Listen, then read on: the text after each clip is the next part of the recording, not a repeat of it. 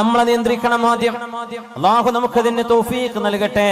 അതിന് നബി തങ്ങൾ ദുആ ഇറക്കാൻ പറഞ്ഞ ദുആയുണ്ട്. അല്ലാഹുമ്മ ആതി നഫ്സി തഖ്വാഹാ വസക്കിഹാ അൻത ഖൈറു മൻ സക്കാഹാ അൻത വലിയുഹാ വമൗലാഹാ.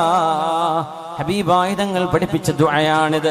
അല്ലാഹുവേ ആതി നഫ്സി തഖ്വാഹാ, എന്റെ ശരീരത്തിന്റെ എന്റെ നഫ്സിനെ നിയന്ത്രിക്കാനുള്ള കഴിവ് നീ എനിക്ക് നൽകണേ റബ്ബേ.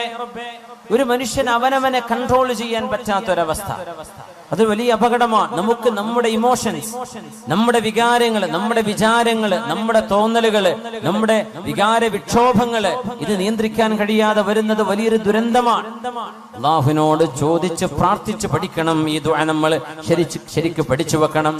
അല്ലാഹുമ്മ റബ്ബേ ആതി നഫ്സി തഖ്വാഹാ, എന്റെ ശരീരത്തിന് ആവശ്യമാണ്